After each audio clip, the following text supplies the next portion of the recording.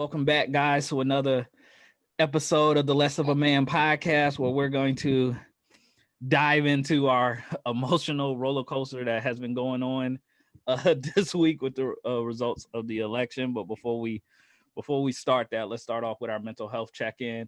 EJ, you're always first, so how you doing this week? This week, I think just like everyone else has been like a whirlwind of emotions, considering the election, what's going on, and the holdup. So that's been stressful, I think, for me and for all of us. I speak for everyone in the United States, especially in those states that are still waiting to finish their voting at 99% for 3 days. Um, also, Starbucks was pretty busy this week, especially yesterday with the launch. So I had firsthand experience with the Karen Oh, nice. in the drive-through. So that was always exciting. I think I dealt with it really in a really, really nice way. Our drive-through was busy. The person ordered like 5 drinks, and they're all blended drinks. So it was taking longer than she would have liked for it, and she only wanted to get a gift card. So what she did was she came to the window beside the person's car and said, "Can I just get my gift card? I don't feel like I should have to wait for this person. How much longer is it gonna be?" I just like, if that doesn't speak entitlement and privilege, I don't know what does. But that was interesting. I kind of haven't had that experience for a while, but it was cool. So I mean, for me, mentally, I'm good. I'm hopeful. So I'm just ready to get this election over with and behind us, so we can move forward and start to prepare for the transition. Yes, definitely. We need a result sooner rather than later. For some reason, Shar, you put on a Are hoodie you for trying to some be reason. Trayvon Martin? I felt Yeah. like I wanted to physically represent my mood this past this week. So what is your mood this week? I'm just exhausted, man. Both mentally and physically exhausted. So I started my first week of work. So it was pretty good. Had to get used to waking up at like 6 o'clock in the morning to be at work for like 7. So that's been interesting. And it's been 40 days and 40 nights since the election has started. And we are still without a result of who's going to be our next president. I feel like my entire day is moving at warp speed, and as soon as I turn it on CNN, it drags. Like, and the thing, but it's so bad that they're literally telling you the same information over and over again. But I can't turn my eyes away from the television because I'm just like hoping for that one moment that they're finally gonna say like Biden is elected, but it hasn't happened for the past. But we're on day 5 now, or 4. Yeah, we're day 4. We're day 4 now, so I don't know, man. Tell us who our president is. Who is our president? Who is our president? I just want to know. And Other than that, it's been cool. Cool week. Like, Shark called me. Shark called me yesterday, and he was like, I was never appreciated Fridays until now. Oh yeah, I said that. Yeah. Like I never appreciate Fridays until you have to work on Friday and actually get off on Friday. So I've gotten used to like just getting up. Friday being a regular day. Getting up. I was used to my Fridays being Tuesdays, and like now I realize my Fridays are now just Fridays. So like when that 4 o'clock hit, I'm like the Flintstones riding down that Brontosaurus. Yep, you gone. Clocking out. Clocking out. So yeah, I gotta get used to that. So that's my week. All right, cool. What about you, Rock? It's been chill. Just really just waiting for the results to come back. Other than that, working straight. Work been straight. That's it. Yeah. Nothing more than that. All right. For me, you know that we are preparing for the baby to come. We are at the 4th quarter, and it could come anytime now. And I was thinking that, man, the anxiety, like they need to put a study on the anxiety of males of holding a household. Like, did we do this last week? Hold on. No, man, even more. No, that was about the hospital. This is just about everything else, man. This is about everything else. This is about like, because I'm trying to get a house too, and I had times where like I can't sleep trying to figure out to do everything. So it was very ironic because this is why we started the podcast. We kind of have these little pockets to be able to say that. EJ, I feel like you want to say something. No, I'm letting you get your moment for I'm going through anxiety all the time. I know. All the time, man. And I just want to know, like, I just do, like, Char, when you were getting the house, were you going through anxiety? The first time, yeah. I mean, like the first time it was real stressful because we kind of was doing the same thing you were doing. We were like repairing stuff in terms of credit. We were trying to figure out. It took us a year and a half to find our second house. So yeah, it was stressful. So we had to stop looking for a while. Then we went back looking again. We got under contract. The contract failed. Shanita cried when we went under contract for the second time. So yeah, it was a stressful. Then the second time around, we were like, whatever, we got this. I think that's definitely where I'm at. And I think what caused anxiety is I got the mail from my leasing office saying that it's time to renew. So I'm like, oh snap, now I got to figure out what the hell we doing. But the crazy about it, Darryl, you're not trying to make your life less stressful because you like the Lori what do next week, and you like, so is this the last podcast? I'm like, what you mean? Is this the last podcast? Like what? Like what do you? I'm like, so in a maternity room, in a room like this with a baby like on the camera. I'm like, what do you mean? Listen, man, I'm trying to do everything, man. I'm trying to accomplish everything.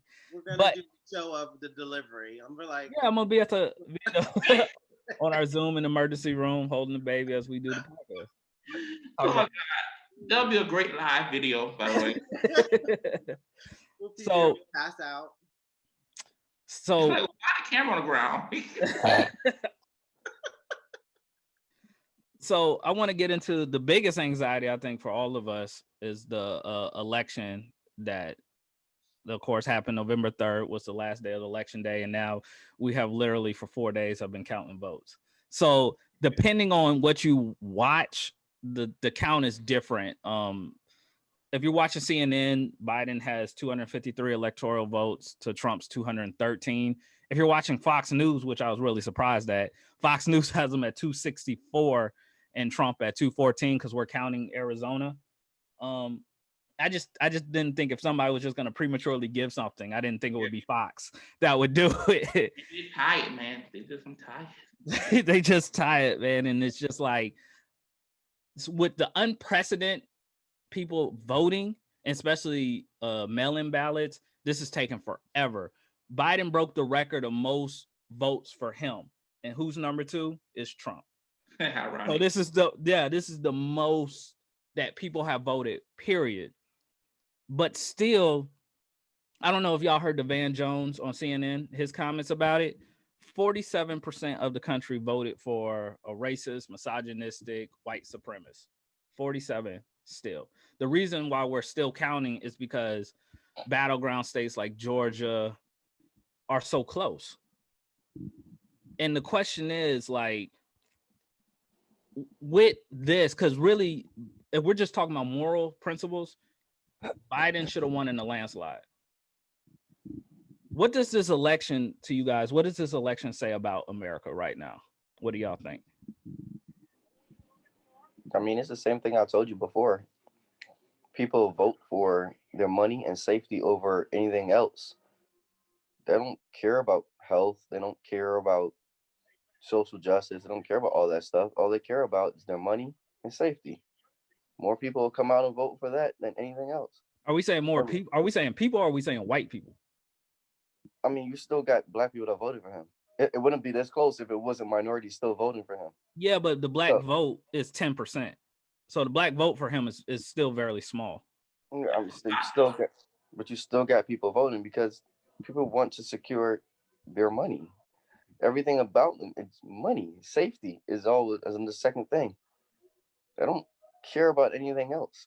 So when you start talking about raising taxes and doing other stuff that's going to affect them, they don't. Yeah, but we're talking.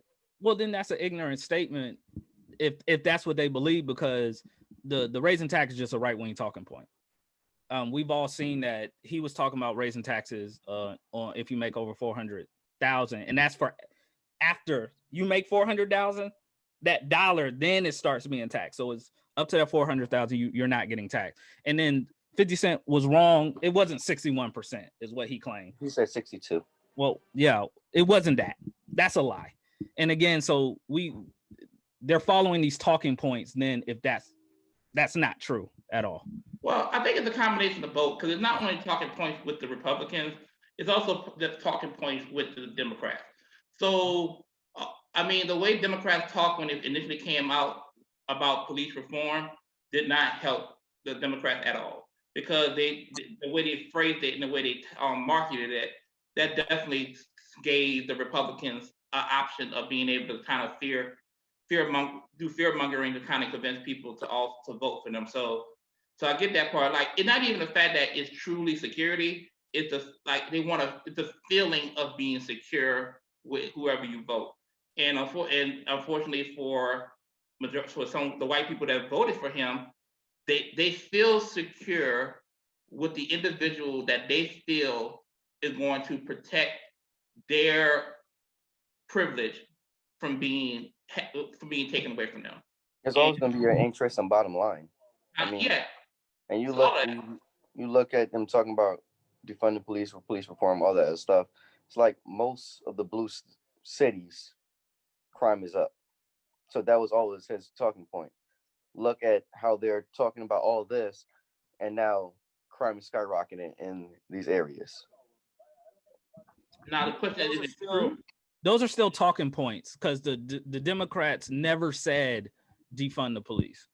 They never said that. Biden has never said that. Kamala Harris has never said that. They talked about reform, but they've never said defund the police. And then Trump keeps saying that they said, but they've never said that. You see, they never said that, but you got people from their party that have said that. Yeah, I'm strictly talking about Trump uses that as a dog whistle, which Biden has never said. Well, that's the point. It's dog whistle. So people are going, like us four, we are smart enough to kind of like research and do whatever we need to do in terms of to try to determine who we're going to vote for. But the majority of Americans, at least 70 million of them aren't. You know what I'm saying? So it's like, so they're like, people are looking for a reason to justify their security and to justify them internally wanting to be selfish, to think about themselves. Yeah. And that is how people are. So, and unfortunately, we are the minorities in this country along with other minorities, and we are a growing demographic. And the more we grow, the lesser chances of people who are in power having to actually give up, not having to give up anything. And I think that's what people fear. People do not want to give up power. People do not want to give up like Rawdon said, people don't want to give up their money, people don't want to give up their privilege, and people want to be safe. And regardless of what's the reality or not, you're going to believe whoever preaching that allows you to feel that feeling of this guy's making sure that we can keep the status quo going. And that's pretty much what it is. It's like people want that. Now, black men, I don't get. But then again, I do get, because I don't know how to word it. I feel like the black men that voted for Trump, they almost like want the privilege that are given to white men. Mm-hmm. So that they want that feeling of feeling like they have that power, or because otherwise I don't understand as a black man, unless you're a really rich black man, how you can justify your actions of voting against your own people in your own interest. I mean, unless you've been to jail and you feel like the crimes that you were committed to is actually a reason for you to vote for Trump. But other than that, I don't understand why black men voted for Trump in the number that they did. Well, I always said that one of the things that I've learned about this election is black men don't want to dismantle supremacy. They want to be a part of it. Yeah. So they want to be able, a lot of us want to be able to disenfranchise people ourselves, males, definitely. So I definitely agree with you on that. EJ, what about you? I agree with the points. I think everyone is a lot about self-preservation. So when you vote, you do vote what you feel aligns with preserving yourself. As far as black men voting for Trump, I mean, you can definitely see that. And you have to look at the demographic of black men that are voting for Trump. It's not people that are usually uneducated. They're usually more educated and they actually are making more money. So they're usually around the middle class. So we talk about black men, their biggest thing is money, right? So if anything is relating to taxes, then yeah, you would be inclined to vote for a Republican because maybe you're potentially already in that tax bracket that's going to get some relief as opposed to people that are lower on the lower end of the spectrum. So I can definitely see why black men would vote Trump because there are things that align with what they are looking for in a candidate. Now, when you start to throw a moral compass, that's where the question really comes in to my mind because um, considering the things that he's done or said or continues to do, how do you justify and how do you overlook those things? So that's my biggest concern. I think that also another talking point that people do is like, well, black people always just vote Democrat because that's what they've been told to do, or that's what they've done historically, and the Democrats have um, done nothing for black people, but we continue to vote for them. I think that Jamel Hill said it best in an interview with when she was on with Angela Rye. She said maybe it is that black people vote for Democrats because they see that as a way of being able to push the narrative that they want. Because the Democrats, while they may not have done exactly what we want, we could use them as a vehicle to push what we want because they try to cater to us because they know that if, without our vote, they can't be in office a lot of times. And if you think about this election, you have to think about the cities that are like dominating with the black vote, right? So you think about Philly, you think about what? Look at Atlanta. Look at Georgia. The Yeah, counties that came in late. Clayton all of County. those different places have huge black presence that usually will vote Democratic.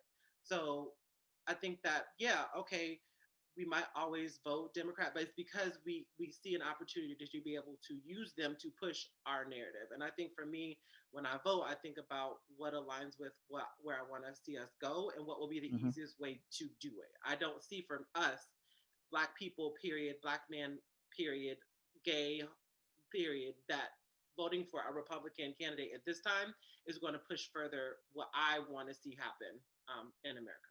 Well, anybody, So and I always said, and I'll let you go in raw after this. Anybody that says that black people that vote for Democrats are brainwashed are dumbasses, and they don't understand historical context. They vote why black people move to Democrats is like you just said. They're the ones that actually try to listen. Republicans don't even try to listen. And then they always talk about the party of Lincoln and all that stuff. But when civil rights happened, a lot of those racist people that were on the Democrats moved to Republicans. So the whole party's changed. So we keep saying those little brainwash right-wing talking points, but not talking about the whole context. But go ahead, Raw. so I'm touch on a couple things that Ever said. So it goes back to when we talked last week about what not last week, the week before, when 50 Cent said about the 62% and all that stuff. And I brought up, people forget where they come from. This is exactly what happened. We forget when we get to a certain tax bracket, we were poor at one point. We forget all that. Now we just want to secure what we have. And we don't give a damn about anybody else coming up behind us. Right. And also, I want So to add to that, because I also want to make the distinction that I feel there's a difference between being a Republican based off of the concept of what they truly believe Republicans are and being a Trump Republican. Because I, me personally, I can understand why, based off of where you are in your life as a black person, I can at least understand why you will want to vote Republican.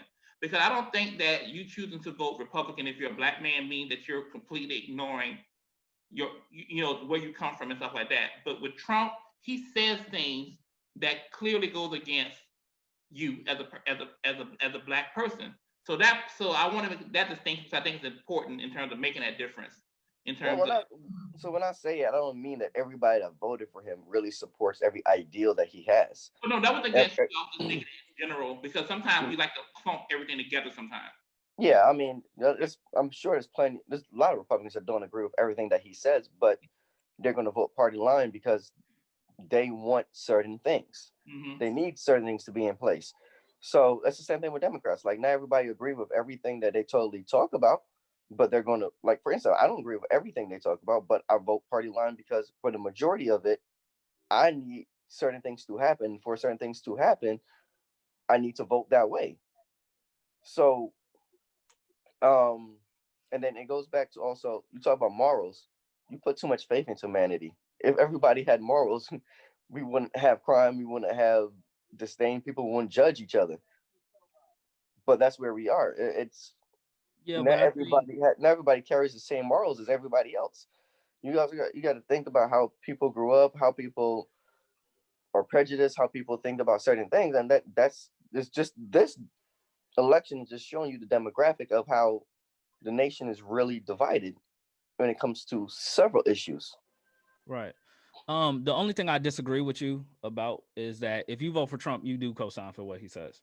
You do agree with what he said. You are for white supremacy. You are for racism. If you are voting with him, we've seen a lot of people where they voted like Georgia. Biden's winning Georgia, but for the Senate, like David Perdue is winning. So a lot of Republicans still might vote Republican, but they're not voting for Trump. So what it shows is, yes, you are standing up for white supremacy. You can't sit here and say Trump ain't a la carte. I'm cool with this, but I'm not cool with this. No, when you vote for him, you taking all that shit with him. And what I said, You can't really say that because I mean you're Because like you're putting too much into it when it comes to everybody's view. Not everybody is going to agree with everything that someone says, but they're going to vote for their bottom line. And no, so they might not. They that's don't where we all. disagree. They don't. I think you're putting too much into finances when it's more about white supremacy and keeping my power, keeping No, my privilege. I think it's a combination of both. it's a Because combination of both. But you can't say that a certain people are voting for this just because they agree with white supremacy. Some people just want to vote. They're okay with white supremacy then. They don't well, agree, Not but that's they're saying they're okay with it. okay with it, but you gotta understand the bottom line is always more important to people than anything else. You're okay if you're willing to vote for Trump, then racism, white supremacy is not a line in the sand for you. I can't sign off on that. And I think the reason why is because we only have two parties. Like we have like two options. You're either gonna vote Democrat and you're gonna vote Republican. And the You either thing going about it chicken or is, steak. and the thing about it is, there's a full spectrum that goes from AOC Democrat to Trump Republican, and there's no middle ground in terms of a Reagan Republican or an Obama Democrat or a Biden Democrat and so forth that allows us to be able to differentiate our views as people. Because one thing we all can agree to, even though we're like, there's someone who could say that I can't vote for a Democrat because Democrats support abortion. And because of their belief in Christianity, in terms of what they believe, they just can't vote Democrat because they just don't support abortion. Now, for you personally may not support abortion, but you may have women have a choice. But for someone else, they just look at that as completely immoral because they just can't get down with that. So it goes on both sides as No, far it as is going both, but that's showing that you can't do a la carte. So when I do, But everything's not. But everything's not so black and white. People have their own reasons for voting for certain no, things. they can do their own reasons, but like you said, it's a difference between Republican and a Trump supporter, and you can't do a la carte. And white people mostly are trying to do this a la carte, and you can't do it. What this is saying to me, back to the question about what it's saying about America is that black people are still at the mercy of white people. And what I'm going to say about this is our population is so small that even if we want to change, we have to have enough white people to see our side of it, to hopefully understand and back us for something to happen. So if it was literally But we've just seen that through history, like slavery, civil rights, anything we needed. You need white what I'm allies. saying. But that's what I'm saying, that literally if it was just directly blacks against whites, we would lose, or whites against minorities, we would lose every time. Hands down. So what I'm saying is we're still at the mercy of white people. We have to hope that we change enough white people's mind, or enough white people understand us for something to happen. If we don't get that, nothing's going to change. Nothing's going to happen. So my next question for you guys: are you surprised by the results of the election? EJ, I'll let you start. I'll let you get in on this. No, I'm not surprised. I don't. I've always, first of all, when I first thought about this election, I didn't really feel like the Democrats had a strong enough candidate to kind of go against um, Trump. Period. So all of the candidates that we had, I don't feel like were a good match with Trump, considering his level of support from, the Republican side, and people that ride for Trump ride really hard for him regardless. So there's not going to be a much swaying. I didn't feel like if Kamala Harris was the Democratic nominee that she would get the backing that she's now getting with Joe Biden. I didn't feel like people would really want to look. People really would align with a Warren or any of really the other candidates would have a really hard time because they're too far to the left for the general population. Yeah, like Bernie. Bernie was too like far Bernie for the Sanders. So I'm not surprised. I even when we hear people talking about it, look at posts on social media, a lot of people were really either for Trump or for Biden. And then you had so many people that were like, okay, well, I'm usually a Democrat, but I don't like Biden because of the 1994 crime bill. Or on the other spectrum, you're like, they're like, well, I'm not really for Trump, but I don't like Biden, but I'm a Republican. So I'm kind of like, it was like a lot of like in the middle type thinking, or people that just were Democratic and they're like, I don't like Biden, so I'm thinking about Trump. So it was kind of like, I could see how it would be even kiltered, because I didn't feel like one candidate, like when we had the Obama era, right? There was an overwhelming support. You could tell there was an overwhelming support for Obama. I didn't feel like in this election we had that. So it's really not surprising. And it's really not surprising because ramping up all these 4 years, we've continued to see how self-preservation, as we talked already a lot throughout this entire podcast so far, has been a recurring theme for evangelicals, for people that are in mid-class, mid-upper class, especially for white middle upper and upper class, like in the top 1%, 4%, people are gonna automatically go Republican. So you got to think about those different types of things. All right. What about you, Ron? Yes and no. Yes, I'm surprised because I did not, like Edward like to point out, I did not think that he was going to win. That Biden was going to get all the blue wall. I didn't think that at all. I thought he was going to flip one. I thought that Trump was going to flip one of those states, and it was going to be really close. I mean, it's still really close, but yes, in the aspect of no, in the aspect of I felt this whole election was going to be close, and it is. All the states is really close. So because people are people, and we all come out for our own interests, and so I saw that it was going to be tough sledding. It wasn't going to be a landslide, and it was going to take time, especially with the COVID and the mail-in ballots and everything like that. It was going to take time for us to know who our presidents are. And then we're still going to have to wait because he's probably going to contest several states. He's already did lawsuits. So so we're going to have to wait even longer. And Georgia's going to automatically do a recount because it's so close. Yeah, it's 1,000 votes. They do that. So, and then when I came to this, I thought we're really voting for the vice presidents. That's how I feel. I'm pretty sure not everybody feel that way, but that's how I feel. We're voting for the vice presidents. After the first presidential debate, I was like, and then I saw the vice president's debate. I was like, we're definitely voting for the vice presidents. We're not voting for the presidency at this point. At this point, they're just figureheads, and we're voting for everybody else behind them. Because if you listen to both of them, you can see that they have really strong talking points and ideas that they want to push forward, and they don't want to get through the presidency. And then you just listen to the presidents, both of them debate, and then you'd be like, what are they talking about? Right. So at that point, I felt like they Biden picked the right running mate to have somebody strong behind him. Agreed. And to push forward when was needed to happen. So like God forbid something happens to him and he can't continue. If he does win and he can't continue, we'll be still okay with having Kamala as president because Right. of her strong Right. leadership. Right. I don't And then, necessarily agree that we're voting for vice presidents because And I feel like the issue when we look at debates for Biden, Biden's terrible at debating. Period. He was terrible in the first election that he was in when he had his debate when he was the vice president with Obama. So I never expected him to be able to be a great debater. So I think that he has really good solid ideas of policies and he's always talked about policies.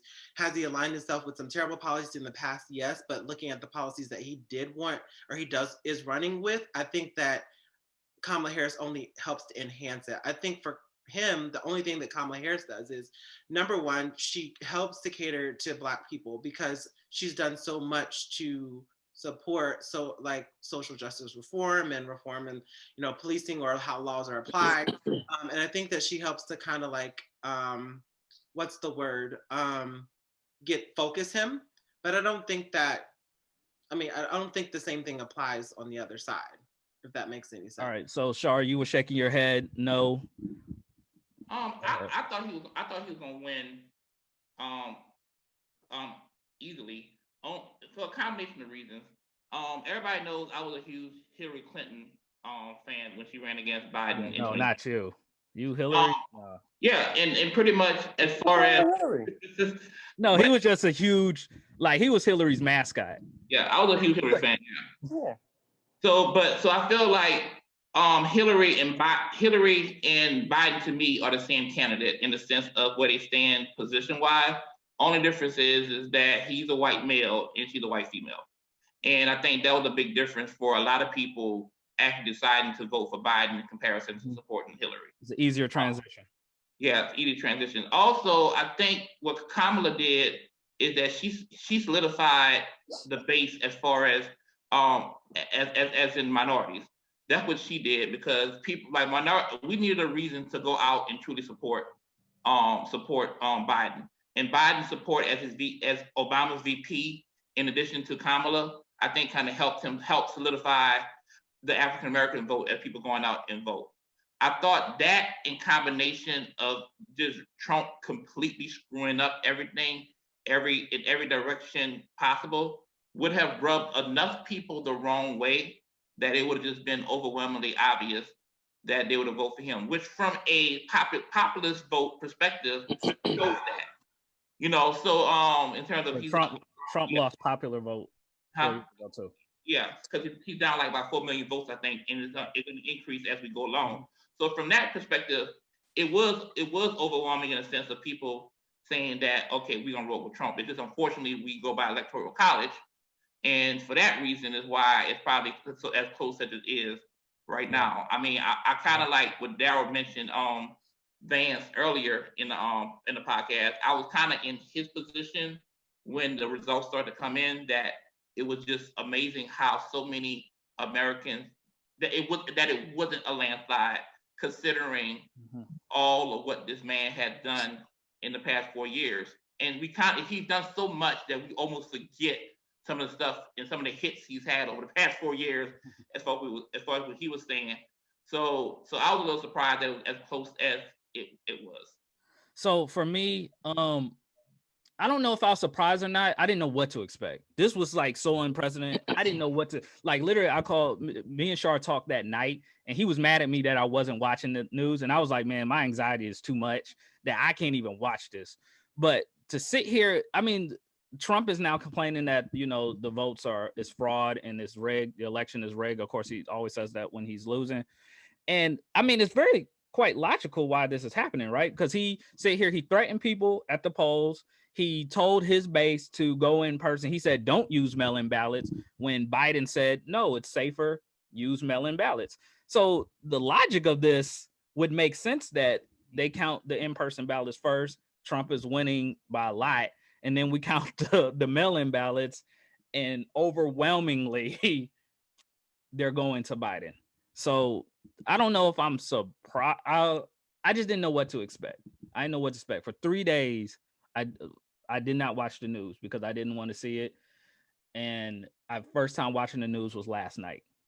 Watching it, and I think I watched the news last night because I feel like we're more in a safer position. But then I'm an Atlanta fan, so we don't hold leads like too lightly. Which is why Atlanta's blue. Yeah, and actually they blew a lead, so they blew a lead. But because I'm I'm from Atlanta or whatever, it's just like you when you see big leads, man, you just don't know, man, and you don't want to get your hopes up. But it's a very logical reason, even though Trump is going to complain about it, it's a very logical reason why this is happening. My question for you guys, my next question is statistically, we have 18% of black males voted for Trump to 8% of black women.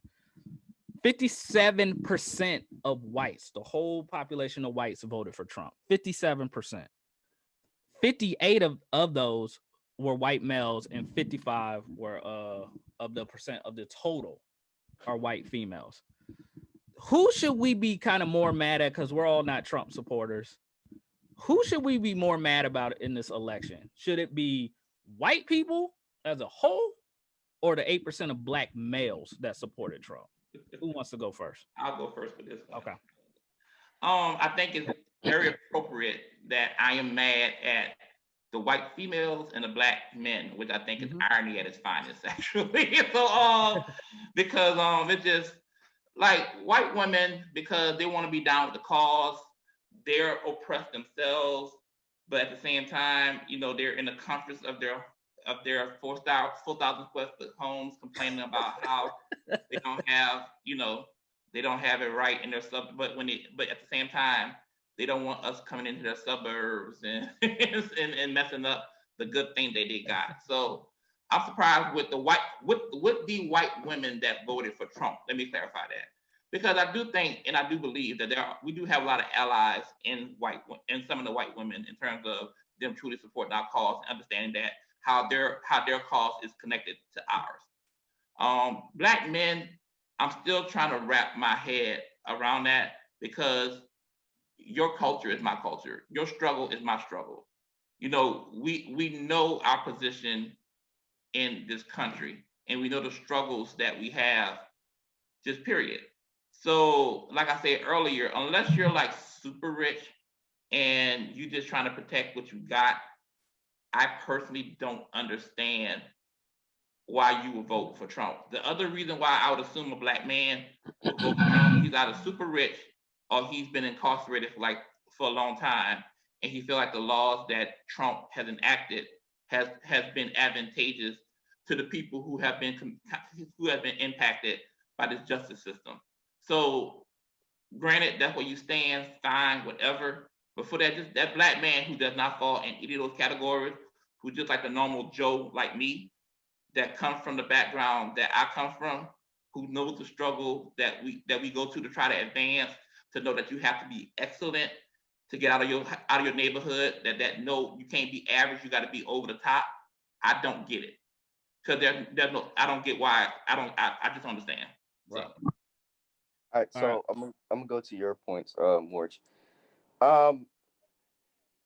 Personally, I would be more upset with black men, because what the hell are you doing? Like, why? What are you doing? Like, even I, what are you doing? And my problem with the black Trump supporters is they treat Donald Trump like he's the Dallas Cowboys. Like they have the paraphernalia. They're like so coonish when they do it. Like, So, go ahead. so my thing, I don't know. I just don't understand. So when you say about the white women voting, and correct me if I'm wrong, but I think Trump is losing in most suburbs. Yeah. So that So my thing is, the white women, white men, that's usually uneducated white people or super rich white people voting for him. Mm-hmm. Yeah, that's why I 200,000 square foot. Yeah, so I don't care. I don't care about that demographic. I don't care about white men. I don't care about white women. Black women voting for him is another thing that irks me. Like, why? What are you voting for? That's true, but that's a very small population. that's voting. It is a very small population, but somebody still did it. Yeah, somebody still did it. Yes. And, But Yes. and also, that's something you're a minority in two ways. You're a It was minority as Candace a Owens, woman man. She and was a able to black say it. woman. So why in the world would you ever do it? Maybe. That's another thing that gets me. It's like gay women that vote for Trump of any color. They're like gay women that vote for Trump of any color. It'd be like, I'm like, how? How can you vote for him? And I actually I know someone that's a gay woman that loves Trump. You know, a couple of them actually on my Facebook. And I'm like, why? So the one of them said to me, I would rather have my guns than to be happy in marriage. I said that's stupid and as fuck, again, but okay. yeah, but that's another talking point because Biden never said he was taking away your guns. There's another talking point. No, they just feel like the Democratic Party just want to take everybody's guns. Yeah, and they never said that. They never said that. Like, I'm not even like a toting gun lover, but I do like my guns. But I'm still not going to vote Republican. Yeah, but they never said that. You can keep your guns and vote Democrat. They've never said that. I have a gun too. They have feel that everybody. They feel like they're going to send out a federal task force for everybody to come pick up everybody's guns. No. Too much TV. People watch way too much TV. Way too much. No, that's a talking point that is not true. Trust me, I know people watch too much TV because people quote laws from television shows, and I'll be like, that's not even real life. But okay. Have any of us actually looked a black man that supports Trump in the eye and then ask him this why? I'm just curious. Yeah, well, but they don't have. I have. Yeah, I do know one, but he hasn't came out, said it, but everything has said his actions and his talk say he voted for Trump. He hasn't came outright and said it though. So with everything that's going on with social justice and everything, I've had a lot of conversations with fellow police officers that have voted Republican on both sides. And I'm like, okay. I get how you're upset about certain things. Because I don't agree with everything that comes with reform and people talking about defunding the police and all that stuff. Like I'm a police officer, but I'm also black. I'm a black police officer, so I get certain parts of why you say certain things. Now, do I fully agree with it? No. Do I agree that the criminal justice system needs to be reformed? Yes. There's certain laws on the books that can't be there anymore. Do I agree with Oregon decriminalizing all drugs? Fuck no. That's just crazy to me. But do I think that we need to look at? You said what? We had to finish connecting that because I felt like you were going somewhere with that. No, I'm going. So, but do I feel like we need to sit down and look at the criminal justice system and go over it and try to figure it out? Yes.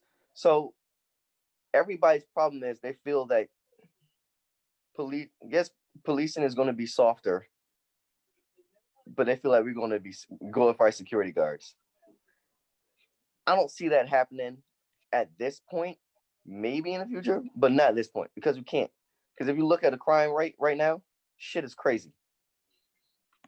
I would ask you though, what would make you think that you guys would be glorified security guards? Because from what Biden said that he was going to sit down with everybody and discuss a plan, and that's police officers, that's civilians, and try to come up with a plan. I feel like people are making what he's gonna do when he's never said these things. Right, but my thing is like everybody feels that he's gonna sit down with yes men. You know what I mean? No, but we don't know that. But we know what Trump's gonna do. Hold on, I never said we know. I didn't say that. I didn't say I agree with it. People think that he's gonna sit down with yes men and they're gonna just agree with whatever and not tell the real truth. They're not gonna go and have the average police officer what they should do. They're gonna talk to higher ups, which is always political. Okay. So that's their feeling. Okay. And now, if you get the right higher ups that actually speak the truth, then you will come up with a reasonable solution. Now, if you get people that just want to keep their jobs and be political, then I can see where their idea is going to be. Right. He's not going to sit down and talk to a beat officer. He's going to sit down and talk to a chief of a police department. For whatever reason that is, that's what is your whether it's yours or anyone else's, is that's just in their mind, that's enough justification for them to say, I'm going to vote for Trump. But at, Self-preservation. Yeah. at some Yeah, point, but hey, let EJ get in. Go ahead. at some point you have to be logical. Okay, so let's look at his campaign. Like with his entire campaign, he's spoken to people not at the top. Like he's had town halls, he's had meetings with people that were not at the top. They're not they don't have a political agenda. He's had meetings with people that had a political agenda. So like for me, that's just an excuse to just continue to push a conspiracy theory. Right? If you see something happening, you can't pretend that it's not happening and that it doesn't exist. And But that's the that's problem that I have. everybody on the Republican That's the side has problem that I always been have with pushing it. people is that people will Yes, sit you're here and right, bro. make these talking points and they'll say, "Oh, well, I feel like he's going to do this because historically this is what happened," but they're not even looking at what's happening right now, right? Like, so if someone's saying and doing what they're saying that they're doing, then how do you go back to, okay, well, this person 4 years ago didn't do that, but this person is literally taking the initiative to do the things that you're saying should be done. And that's the thing that really kind of like grinds my Well, gears. I guess that's the As far as thing. that. I think But then, we can't get into the details of this question because I think the purpose of the question is not to argue or debate what our position is. It's more it's more of a question of just for whatever reason they have to justifying why they would vote for Trump. And the reality, so and So like my with point has any nothing of to us, do. with It any of has us, Hold on, we nothing. can't talk at the same time, y'all. I know. with any of us, each of us have our belief system and that we try to fix to one candidate. And we have to acknowledge that it's not only Republicans that have talking points, but it's also Democrats or politicians Absolutely. in general that have Absolutely. talking points. But All at right. the end of the day, people are like, as black men or whoever, that the talking points was enough, whether we understand it or not, for them to say, I'm going to vote for Trump. Right. And All right. Let's yeah. go with Ron and EJ. so I mean, so yeah, you say that, but everybody has a talking point. It's like zealots. Everybody picks something out of whatever holy book they have and say that this is it instead of doing the totality of it. You know what I'm saying? Zealots will always pick one small part and say, this is what we have to do and this is what it is because of this X, Y, and Z. So their talking point is crime is up in most of the blue cities. Yes, it's up. Violent crime is up, but that's one part of the total. Other people go, well, he's going to raise taxes. That's a small part of the total. So even on the other side, you got people say, well, he's racist. Yeah, Who's but racist? other people, Trump is racist. Oh yeah. Okay. Definitely. Yes. Yeah. Do I fully agree that Trump is racist? No, I think he panders to a specific group. I disagree. I think he's absolutely racist. I this is where we agree to disagree. Yeah, But it's I fine. feel like he panders to a group of people that felt that they were not heard for so long, and that's why they are so in arms to support him. I feel that's how I feel. Do I personally feel that he's racist? No, I feel he panders to a racist mentality. Gotcha. EJ, go. Come on.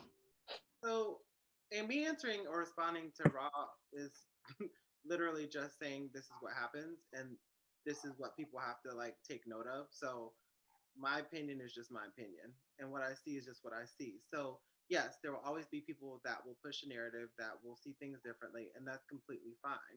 But I think that it's important to call out the truths and the facts. The facts are that's not what's happening. So you can overlook it if you want, but it doesn't make Which it part is not happening? right.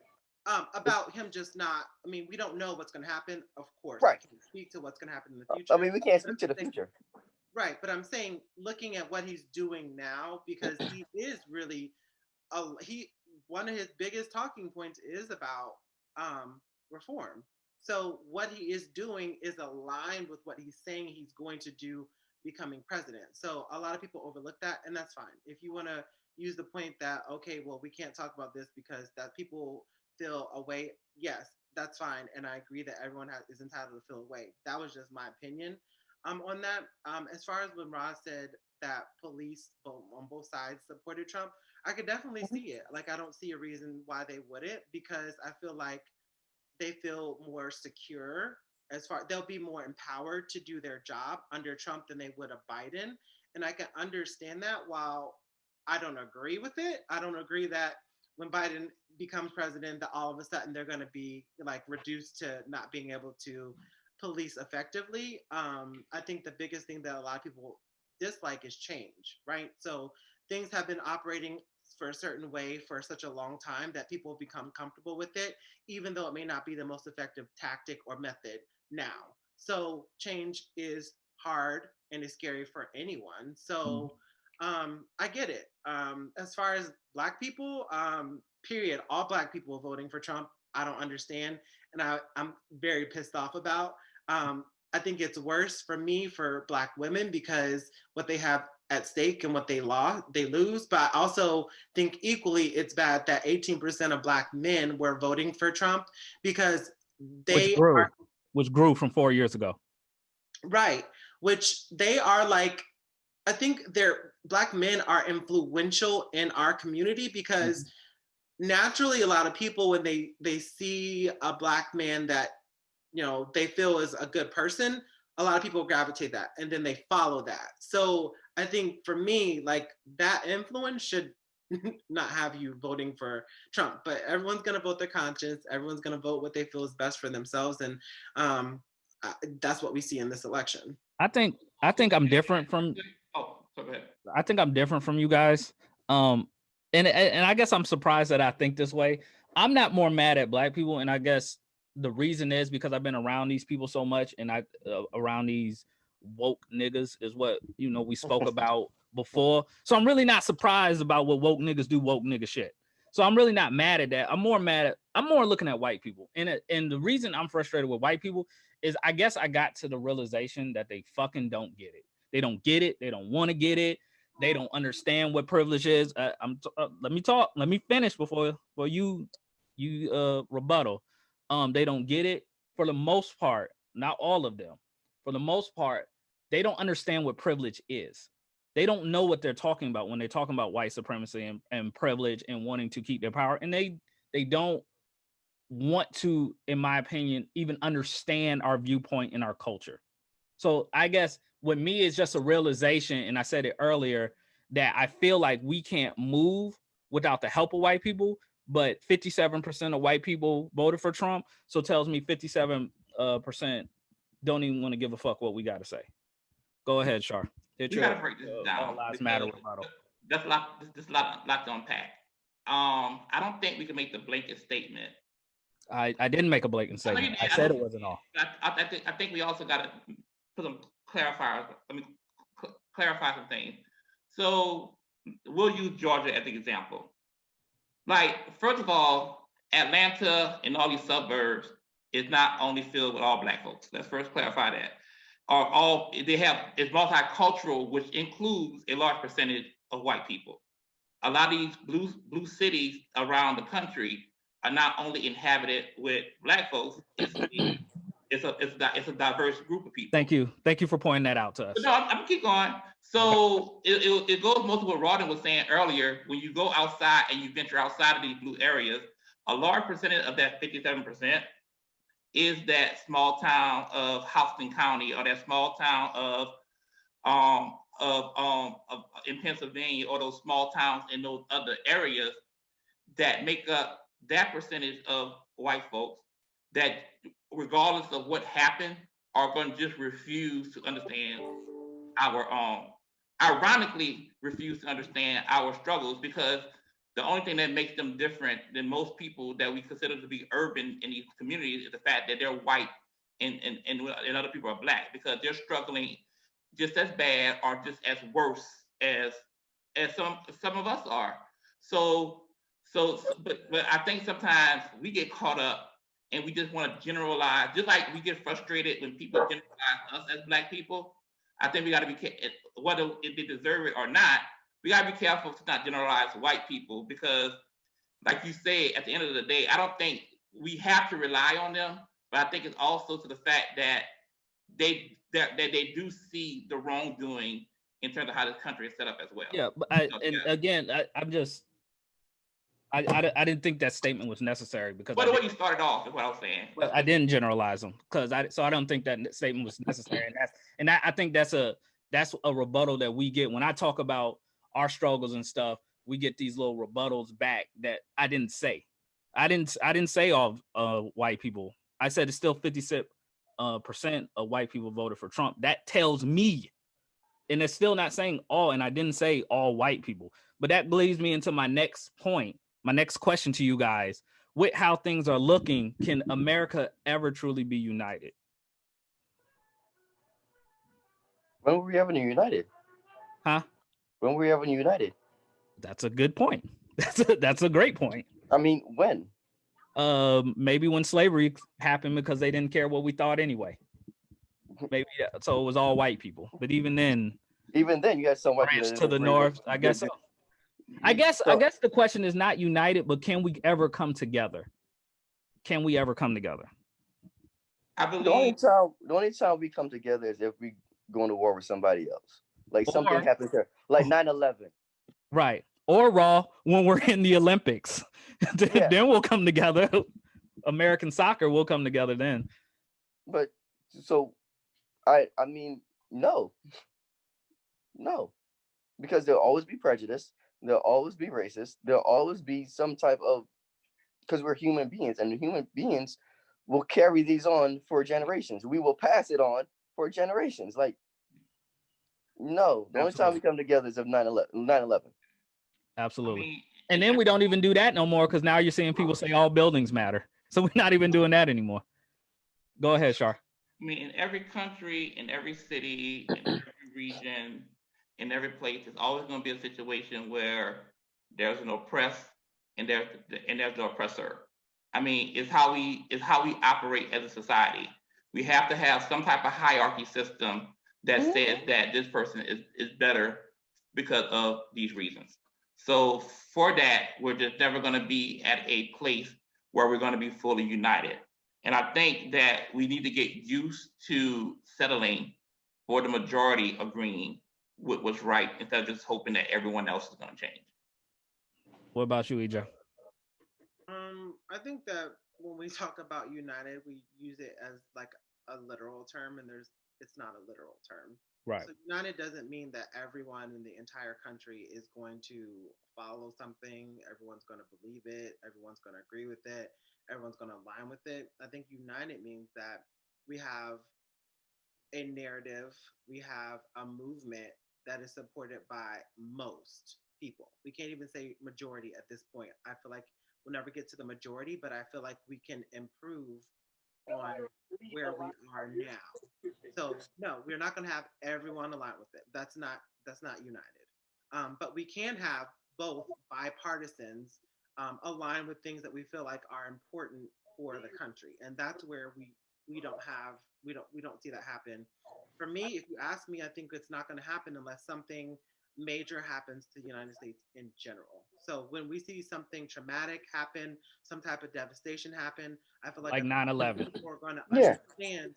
People are going to understand that we have to rely on each other. And I'm going to say it's going to have to be more than 9/11, because 9/11 just had us unify for that area, right? It wasn't a whole country. Like everyone wasn't worried about the whole country. People were worried about people in that area.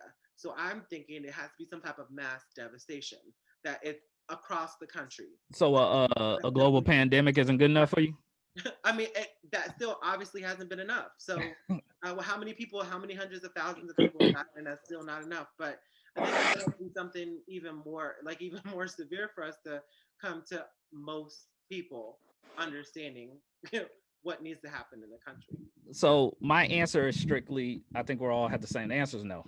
The answer, it didn't even need no more explanation than that. The answer is no.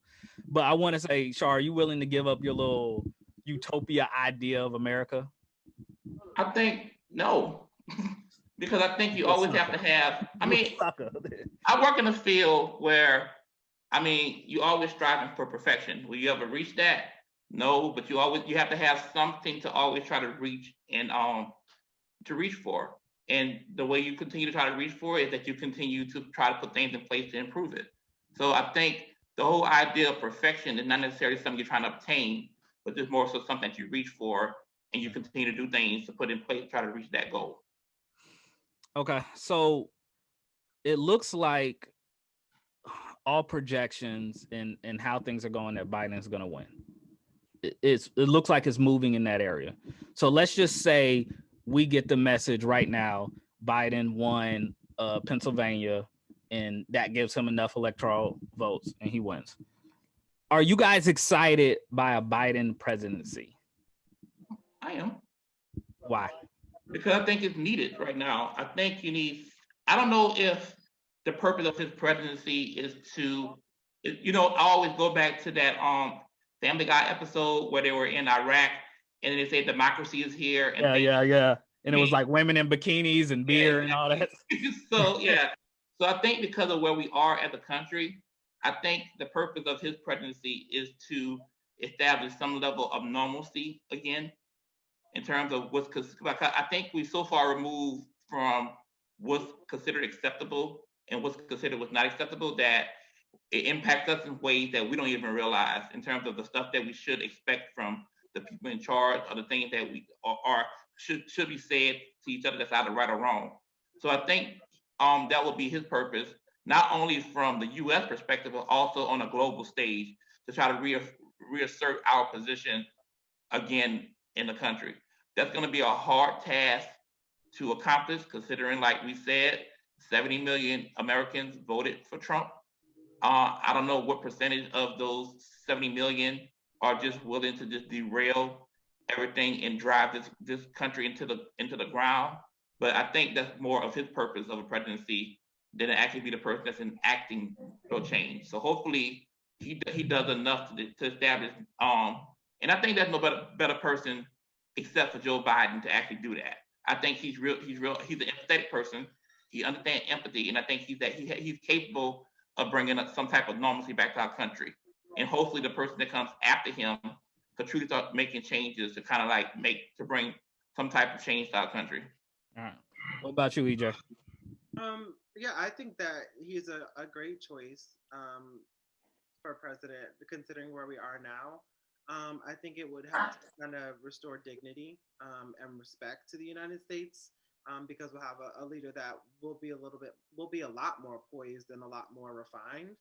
I think that the good thing about Biden is that he has support on both sides of the table, where a lot of presidents usually don't. So I think that he'll be able to, do things in ways that other presidents would not have. Of course, he's still gonna have to fight against, depending on what happens with the Senate and the House, on issues to try to get things passed. But I think that he'll be able to kind of cater. I'm not cater, but kind of pander to both sides of the table to try to push things through. I think that I love that about Biden, and what I love about Kamala Harris is she really doesn't give a fuck. So she'll say what she wants to say. When she wants to say it, you can look at the hearings and time again, she speaks her mind and she goes for what she wants. So I saw that time and time again as I tried to research her and look at her. Like, she says what she means and she means what she says and she does what she says. So I think that that's a good thing to also have backing that. So I'm excited for that. And I'm excited to see a female black vice president because that's well beyond needed. Right. So we have two that are excited. What about you, Raw? I'm gonna wait and see. Wait and see kind of approach, Yeah. man. You gonna I'm wait and see.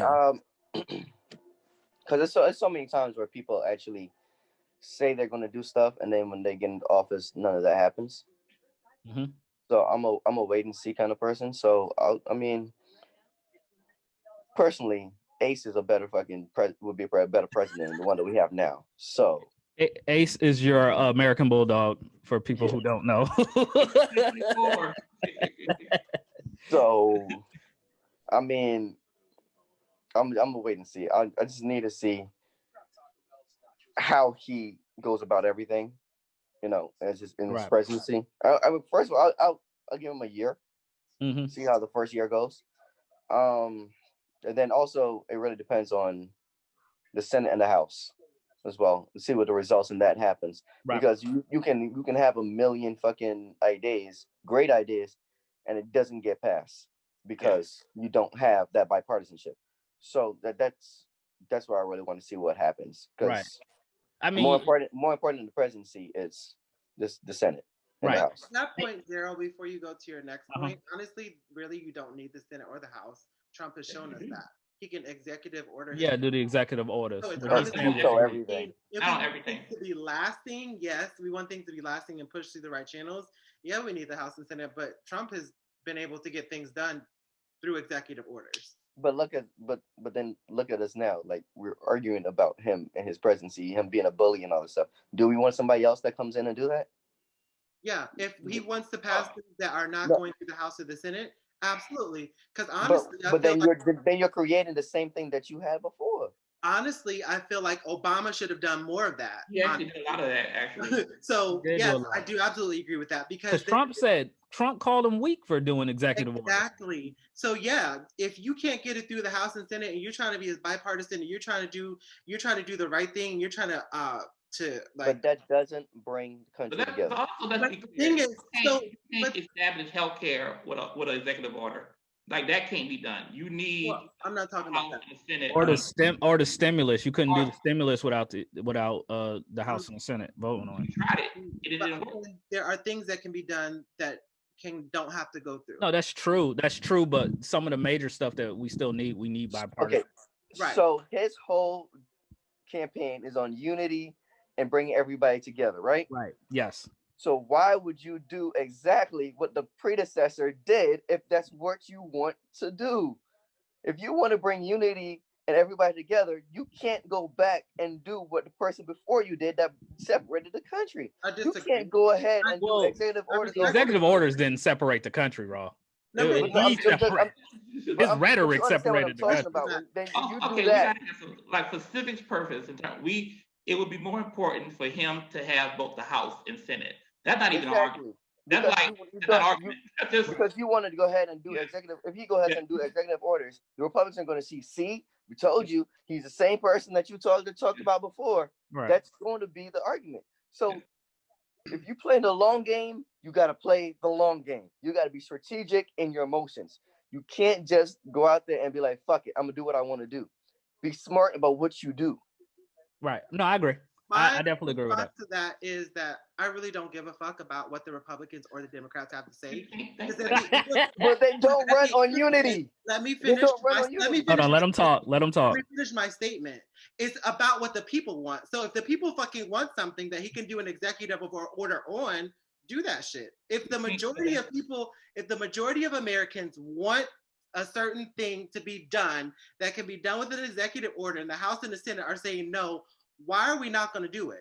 Okay, Edward, I can't. Because we're a democratic state. No, hold on. We Because we're a can't. I democratic can't put it country. out there like that because there are just certain things that we got to be clear. We've already understood that you don't. But I'm saying in terms of the important things we need done for this country, that you have to have. We agreed on that. We agreed Let on him- that. So Let him talk. Let him talk. And the reason why I say that is because, and this is very important to say that because we don't want to put that out there, is because we have two very important elections coming up, specifically in Georgia. We have runoffs. Where a lot of money is going to go into it because they want to make sure that those two Senate seats are Democrat. And they want to do that for a reason, because that means that it makes it a lot easier for him to pass things when you have either a Senate who is willing to compromise, and so right now we know our country is not in a position where they are willing to compromise on anything, and they vote straight party lines. So it's very important that we get at least some power in place. Now, if you can do executive order, fine, but we need the House and we need the Senate to make sure that they support this Democratic president. Yeah, absolutely. You must be saying that for the people that are listening, because I've already agreed on that. So are you saying that to me? Tell me? No, but you're arguing that. I'm just trying to understand. But you're just arguing that if it's majority. I already agreed that we would want to fix the majority, and we want the House to work. So but you're arguing that if most of the majority of the people want something, he should just do an executive order. Right. And that's not true. That's not But exactly that's how not I true. said it. But that's how not you true. understood it. I said if he was trying to go through the House and the Senate, and it's something that Americans have voted on and said that they wanted, and it can be done through an executive order, and the House and the Senate But that's not don't what you want to said. push That's it not what you through, said, Edward. why That's would not he what you not? said. That's That's not not what what you you said. said. Okay, You well, just cleaned it up, but that's not before what you you play the said. tape, then you could. All right, it was cleaned up, but that wasn't It what you was said. cleaned up, but that's It not Wasn't what you said though, EJ, but it cleaned up. Mhm. My thing is if Biden makes an executive order to have 3-day weekends and to get rid of my student loans, I'd be excited. Yes. Oh, Am my I student loans, definitely. if I'm excited about Biden? No, I'm not. So we got 2 that's excited for Biden, 1 that's gonna wait and see, and 1 that's not. I'm not excited. Am I excited for Harris? Absolutely. I'm definitely excited for her. But I think that the whole motivation for this election wasn't I wanted Biden in office. It's just I didn't want this motherfucker in office. Mhm. So like my whole thing was to get this motherfucker out. And then the point is like Biden's gonna be so much cleaning up and like you said, Char, bring us back to normalcy. I don't want to be back normalcy. I want to progress us forward. I don't want to just put us back where we were. And even though that is much needed, I'm not excited about it. As far as decency, let's say that. Yeah, yes. Well, he will do that. But I hope Biden pushes us forward. But am I excited? No. But that leads me to my question. You guys already alluded to it. We have like Georgia has a rare position that we can almost decide where the Senate goes. We have 2 runoffs. And my question, you guys, is what is next for Black people? This is where we're gonna end it. What is next for Black people? Because my thing is we can't stop now. We gotta have the same energy in what is it, January 18th for the runoffs? January 5th. Yeah, well, yeah, 5th for the runoffs. I'm sorry, November 18th is when you can request your ballot, your mail-in ballot, because I will never stand in line again. But what is the next step for Black people? So after this election, a president has not been called yet, but when they finally do, hopefully, projections are saying Monday. What Next week. next for Black people, though? What is next for us after this?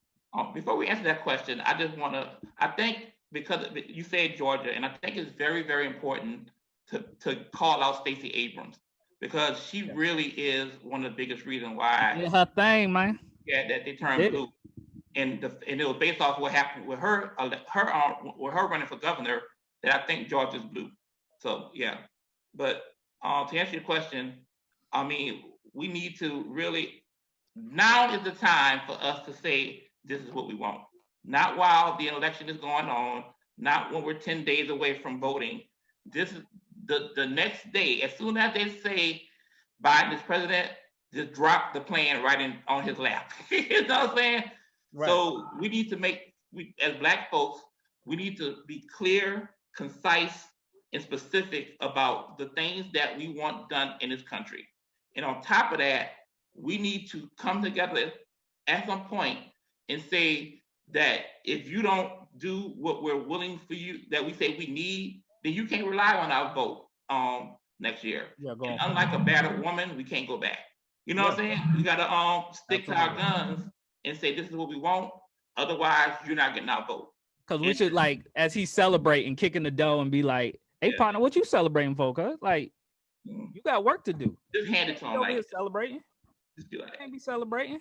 You seen that? It was like the commercial where the guy, he was I think it was a skit or something. The guy was partying, and then the baby mom busts in and be like, oh no, y'all got my child support? Nah, you over here partying. That's how we got to bust in the dough. Like, yeah. EJ, what about you?